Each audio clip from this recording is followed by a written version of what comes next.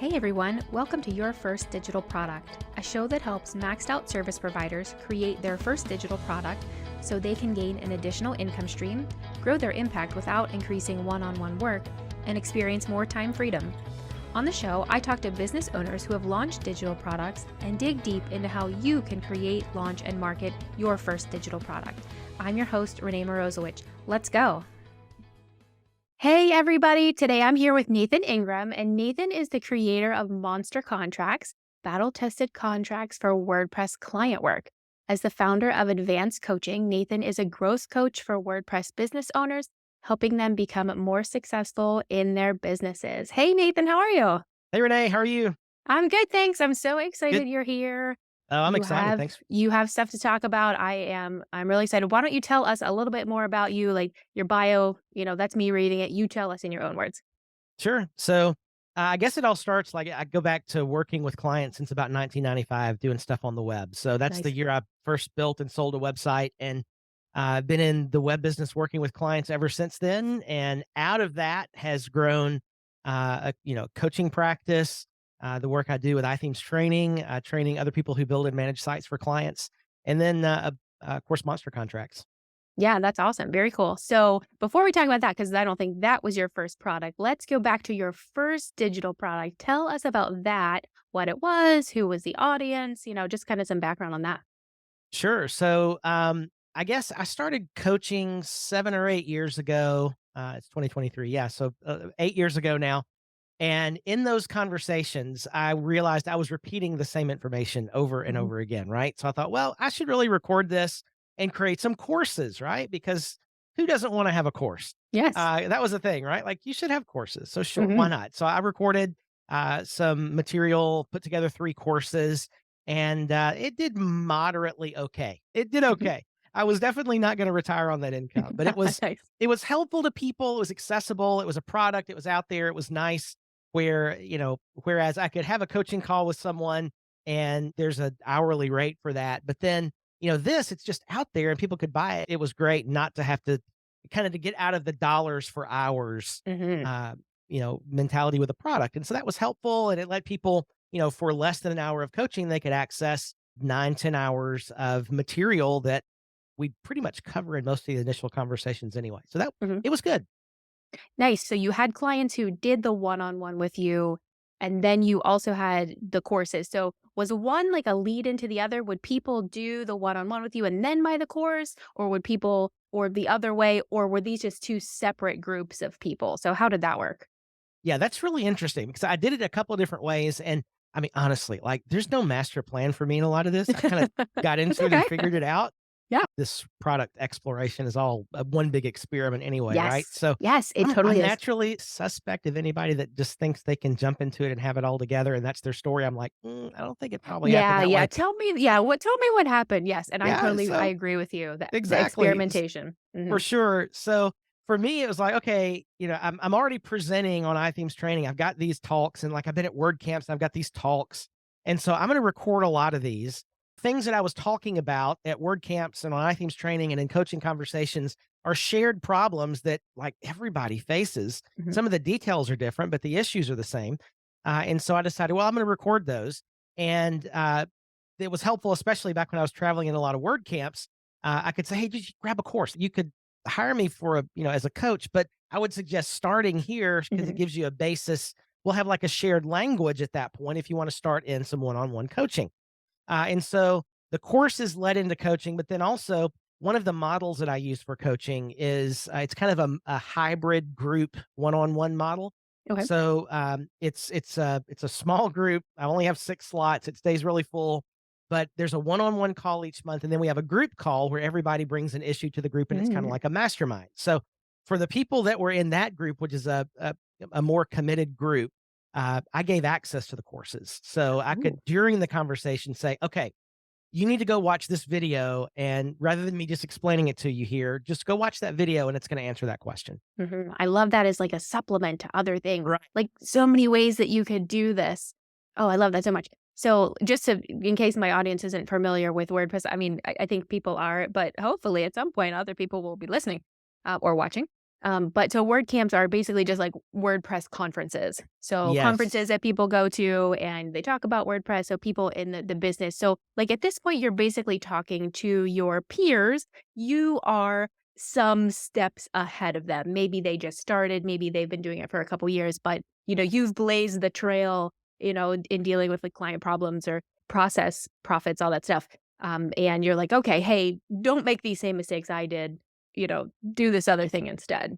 exactly, Okay, exactly. cool. Yeah, Yeah. and so, what I always tell people is, look, like I have, I have shed the blood, I have made the mistakes.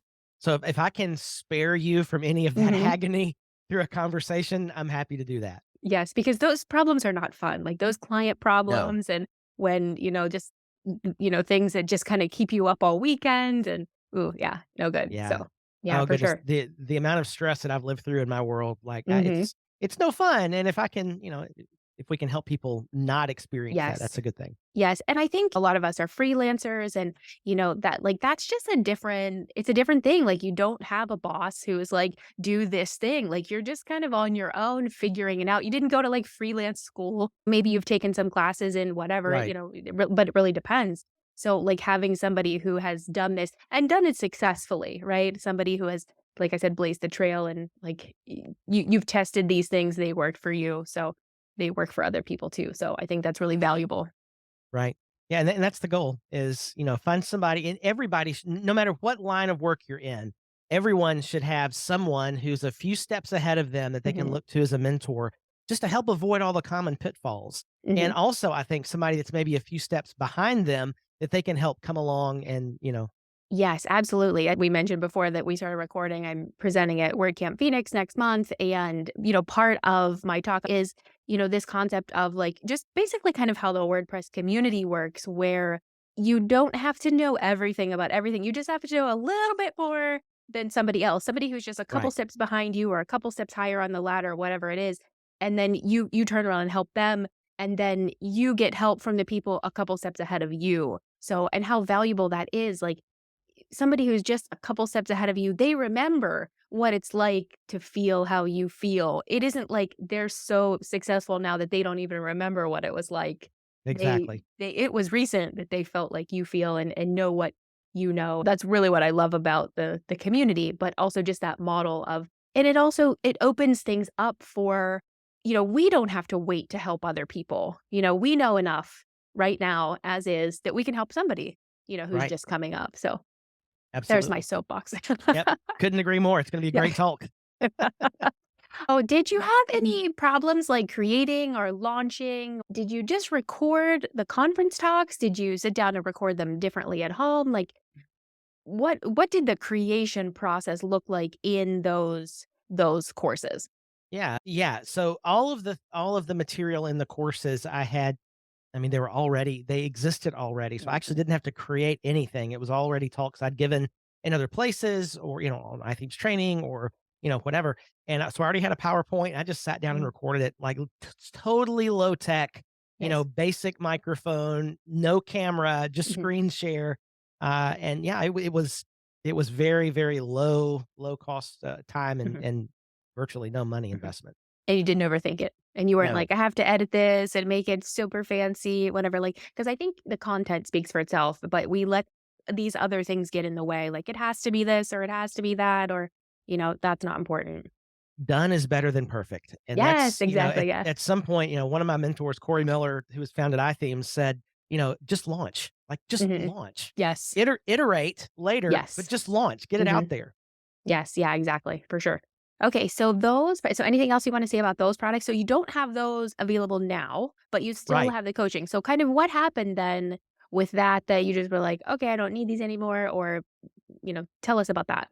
Yeah, it's a great question. So, uh, currently the courses are not on my website. That's a Mhm, project for this year. I sure hope we can get it done.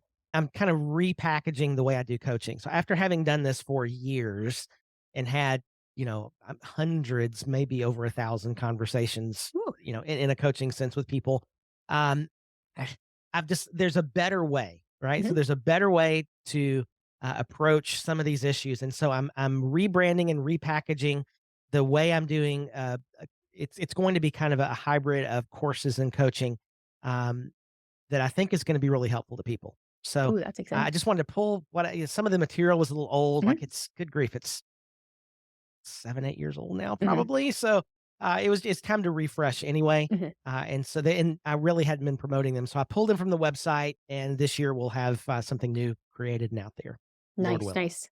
And I think with that, these digital products, don't just last forever. People are like, you create it once and then it sells for all eternity. Like, even if the concepts are the same, yeah, like you mentioned, you might have a different way to frame it, or in that sort of like iterating process. Like, you can get it out there, let people use it and try it. You've already validated it. The presentations were successful. You created something that you knew was going to work. You have people who are, ready to purchase it and, working on it over time. So I just think that's like a great overall strategy, even though maybe that wasn't the strategy from the beginning. Sure. Honestly, I've fallen into most of the strategy that Mhm. that I'm using today. Like I wish I could say, yeah, I went up on this mountain and I had this, great creative Yeah, I know. experience and I came down with the Mhm. perfect plan. And it's just, I mean, I'm sure there's some people that can do that. I am not one of them, But but I like that, the strategy kind of is do it, do a thing, and I just think that's such that's a better strategy in my mind because it's more realistic, but I think a lot of times we let other things kind of stop us from doing the thing. Just do the thing, and then you can figure out, like, what you wanna do differently or change it. Like, it's not everything on the web is even though the Wayback Machine is there, you can change it immediately. It's like whenever you right, launch a client site and they're like, "Ah," it's like, "It's okay, we can just change that picture right now. It's not a problem." So, right. but you can't change it unless you do it. So do it, launch it. I just think that's a good strategy. Yeah, just launch. Yes, launch it. Maybe that's what I should have called this podcast. But anyway, so you have some other products. So you have Monster Contracts. You want to talk about that? Yeah, sure. This is another one of those things. Yeah. It's like, why didn't I think about Mhm. this better at the beginning? But uh, one of the lessons out of the courses I put together was by far, without like no question, the most positive feedback I got on my courses was, "Oh, you're including the contract that you've built and used in Mhm. your business." And that was the most valuable piece of the courses. In the systems course, I Mhm. provided a contract template based on the contract that over 25 years of working with clients, we've, made, I mean, in my opinion, pretty darn bulletproof. Mhm. And so I thought, okay, what I've done here, duh, is I've buried the lead. And Mhm. so, oh, if you want a contract, well, you got to go to the course, and then this course, and then that lesson. That needs to be the thing. Mhm. So instead of it being a part of something bigger, it needs to be the thing that I sell. And so I took the contract and built some other things around it and called it Monster Contracts. And that's based on a talk that I'd given many, many times at different word camps and other venues, online conferences and so forth, called Dealing with Problem Clients, Building Fences Around Friendly Monsters. So Mhm. monsters was a thing. And I called it Monster Contracts and got it out there and it's done very well. Yeah, that's awesome. And I love that it was in there, but it was kind of buried. It's like, oh, look, there's a little diamond down here. Like, we Exactly. should be showcasing that more. And so it's so important for people. Like, Right. people don't have contracts. You're like, wait, you don't have a I don't care what your contract is. Like, put a contract out there. Yes, get a good one, work on it over time. Get monster contracts, whatever it is, but like at least have one. Like, it's so Right. important. So important. It is, and people either have something very, very simple, they've grabbed the contract killer or something like Yeah. that that's out Hmm. there, it's just basic one pager, it's not enough, or Hmm. they have this really complicated legalese document that they can't Yes. understand either, and that's not Hmm. enough, so it's gotta be in the middle Hmm. somewhere. And that's scary. Like, I had one of those too, at the beginning, like, I didn't know, and I bought, Me like, too. a billion-dollar contract, and I Yep, couldn't read it, and then I would send it to somebody, and they would come back with wanting changes, and I didn't know what to do because I didn't know what it said, so then I'd have to go back to my attorney, and, that was not a great way forward. So having right. something that you can read and understand and people can read and understand, I think is really, really valuable. And you've Yeah, made this a subscription too, so tell us about that. So it's not just like a one-time, digital product, it is a subscription, so how does right. that work? Yeah, so there are things on the web that are constantly changing, privacy laws, accessibility issues, what is the issue of today? Next year it's gonna be something else. How do you deal with that? How does the contract stay up to date? So I thought, well, we'll create a subscription where for a small percentage of the initial purchase, you stay connected, and every time a new contract is published, you have access to it. Mhm, We also allow members to uh, submit suggestions. And if we roll those into the contract, then, we give them a free annual subscription. So that part hasn't done as well as I've wanted it to, and it's probably my fault. I need to do some more things around that to make it more effective. But I still think it's a good feature, but we just need to do a better job of promoting it or enticing people to, provide their changes. Mhm. But selling something is good. Having a subscription is better because it funds future development and keeps the creator interested in the product and so forth. So Yeah, and keeps the people connected to you. They don't just buy the yes, thing and then go off. You keep them. It's because the cost of getting a new client or customer is a lot, but helping an existing one is less of a cost. And I like this subscription because I haven't seen too many exactly like that, right? Most subscriptions, it is you buy the thing and you pay the same amount every year or pretty close to the same amount. And yours is you don't pay as much. I don't know if there's a percentage, but the upfront fee, which again is not a lot, but then it's just a small fee every year. So I like that sort of model and haven't seen that in a lot of places. So yeah. options, ideas. Yeah, so, like, for us, it's a $199 product, but then the annual subscription in the following years is $39 a year, and what that lets us do is, stay engaged with the product. We bring in an attorney at least every year to review the contract and, get some additional opinion on how things ought to be done, and so it funds that, and yeah, it makes it continue to be an evolving document for its Hmm. members. Yeah, for sure. Do you want to talk about the book and ebook that you have? Oh, yeah, sure. So Okay. this kind of came between the courses and the contract, but the talk that I mentioned that is the namesake of the monster contract is this dealing with problem clients, building fences around friendly monsters. I had a friend that said, you should really put that into a book. Now, they usually do something over the Christmas, New Year timeframe Ooh. Okay. where we're kind of down. Mhm. December is usually kind of slow. The first couple weeks of January are kind of slow for client work. So I usually do some sort of project, internal project. Okay, well, I'll take this 4 or 5 weeks and write this book. And so I went to a Starbucks 3 nights a week that was right around the Nice. corner from my house and just put on some headphones and head down and wrote. I mean, it's not a huge book. You could read this probably in an evening or two, if Mhm. that. Like it's 106 pages, um, very easy to read, and it's essentially the points of the talk that I gave, but it's half fiction, half nonfiction. It's a lot of Okay. fun. If was going to do anything different with this, I would have brought in a book marketing professional to help me launch this correctly, Mhm. because like we were saying before we started recording, I've made dozens of dollars with this book, and it's Nice.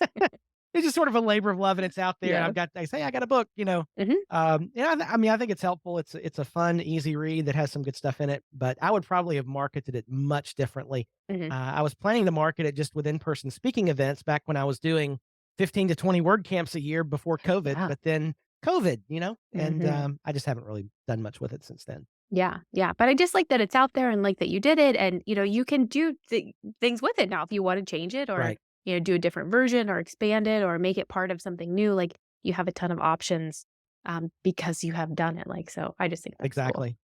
Yeah, okay. So, do you have any other things you wanna talk about those products or anything else you wanna talk about? Or do you just wanna give us your 2 to 3 things that you recommend for someone who's creating their first product? Yeah. So if you're thinking about creating a product, for most of us that are, we're engaged in our main line of work. If you're doing that at a high level, the chances of you having a lot of time on your hands is probably low, right? So, and one of the comments I get from people who kind of look in on what I'm doing, and they always ask, like, "How are you doing all the things you're doing?" Because I'm coaching, I run an agency, I'm a host at iThemes Training, I've got Monster Contracts. Like, how do you do all those things? And Mhm, the reason that I can do what I'm doing and stay sane is there's alignment. So when you're thinking about a product, it needs to align with all the rest of the things you're doing. So if, like, for me, and the way that fleshes out for me is my core business is agency work. We build and manage WordPress sites for clients.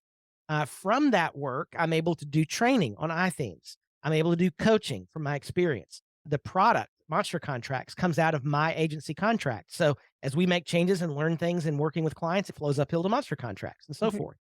So everything is aligned. Like if I was doing one work over here and then had this product in this completely different area, that's not going to work. Like I'm going to go Hmm. crazy with that. Yeah. So, but if you can keep everything aligned, then, your chances of being successful are greater. Hmm. The other thing I would suggest for people who are thinking about a digital product is, and maybe what that product ought to be is like, look at what you're doing. What is the secret sauce? Like, what is the thing you do really, really well? And then how can you train others or help others? How can you productize that thing? Like for me, one of the things we do really well in our agency is manage clients. Like, and not from a project management perspective, but more like an emotional intelligence, building a Yes. system that kind of helps keep clients flowing and moving and informed and, feeling in the loop and communicated with. And so from that little bit of secret sauce, I built a talk, I wrote the book, I'm doing some coaching, and we've got this contract that's the rules of the road for keeping these projects in line. So that's the secret sauce of the agency is this contract and all the systems that are contained in it. And so we productize that and it works. Hmm. And it's easier to market a product where there's authenticity behind it. Like I can stand Hmm. behind Monster Contracts and say, like, I'm in this world, I'm neck deep in client work. I know this product will keep you safe from your clients because it works for me. And so Hmm. you can speak with authority and have authenticity, and there's not any, fluffy sales language really it's Right. necessary because you're speaking from truth in your own experience. So Hmm. that's what I would have to say for people who are thinking about building something. Yeah. What made you decide to market to your peers? Because I've talked about this on the podcast before about, there's a couple different groups of people that you can market to, like as a service provider. So your peers are one, which is a little bit different. You could market to maybe people who, potential clients who maybe can't afford you. So people who are like, oh, my budget is $1,000 and you start at $5,000 or whatever it is. So you could market to that group of people, something that doesn't tie to your time. Or you can market to people who will become your clients, trying to get them ready in some way. So those are kind of the three groups that I recommend. But what made you decide to work with your peers? Was it, well, you tell me. With Monster Contracts in particular, I kept hearing in conversations of, I don't have a good contract. The way it presents is, I've got this problem with the client. Oh, well, what does it say about that in your contract? And then deer in Hmm. the headlights. Oh, what do you mean Yes. contract? Right. Yes. So it presents as these problems and problems working with clients. The percentage of people who have their contract buttoned down who are doing WordPress client work is very small, Hmm. just in my experience and all the conversations that I've had. So I realized that was a need and I had something I thought would be a helpful solution. Yeah. And I like that validation part, that piece of like, okay, I know this works for me. I'm going to, and I see other people asking for it. Like a lot of times I think people make a product with no validation in there whatsoever. And, Right. that seems kind of like a waste of time. Right. So getting that validation, like people are asking for this, or not so much asking, but people are presenting problems such that this could be the answer. So yeah, what Right. problems are you hearing, around you with your peers? It sounds like you have some strong networking. I don't know if all service providers have, great networks of peers, but yeah, what problems, problems with potential clients, problems with existing clients. Yeah, what problems are you solving, that you already have a product, maybe you just don't know it yet. Yeah. It's sort of similar to what I suggest to people on the agency side in coaching situations. And that's, you know, once you get your process defined and how you work with your clients, if there's a problem in that process, then it's an opportunity to create a service to solve the problem. When you identify the problem, then you can create a service and, oh, wait a minute, maybe this won't just work for my clients. Maybe it'll work for other people's clients. Right. And so now you've got something that if you can take what you've created this secret thing, your Mhm. secret sauce to solve this problem. How can I make that general enough where it's still effective, but could be picked up, put a handle on it to pick up and use by other people? Mhm. Exactly. Yes. Oh, I love it. So, any last things that you might want to say before you tell us where we can find you online? Oh, goodness. So, if you're thinking about creating a product, just again, look for that thing that you do really well and then just do it. Like just get out there and do it. For me, it was sitting in front of a screen for a few hours and recording, like low, very minimal investment. What's the minimal viable product that you can get out Hmm. there that you can test and see if people are interested in it, right? And just Right. ask the people who know you and like you are going to want to help you. So just put it out there and ask for help from Hmm. people who might be potential customers and get them to look at it and evaluate it and just see if it's got legs. And if it does, go for it. Mhm. Yeah, and if it doesn't, then you can pivot to something else. You can There try you go. something else. You have other things that you've done. And this podcast is hopefully for established service providers. So people who've been doing this for a while, they're not brand new at this. If they're established, they've been doing it and they're probably good at it. So, they didn't bail to go do something else. So they have some processes. They have Right. some, solutions to working with clients. So there is something in there. And just my thought of like, okay, let's get it out. Let's, share it with the world because other people, could benefit from it. Absolutely. Yeah. Okay, cool. So where can people find you online? I am at Nathan Ingram on Twitter. I am at nathaningram.com, a site which will probably be relaunched with a little bit different branding in a few months. Nice. And of course, MonsterContracts.com. Awesome. Well, thank you so much for being on the show today. Thanks, Renee. It's a lot of fun. Yay. Okay. Talk to you soon. Hey, thanks for listening. I'd love to continue the conversation in your inbox. Email subscribe to hey@yfdp.show or sign up in the show notes to get bi-monthly emails about how you can create, launch, and market your first digital product. Can't wait to see you there.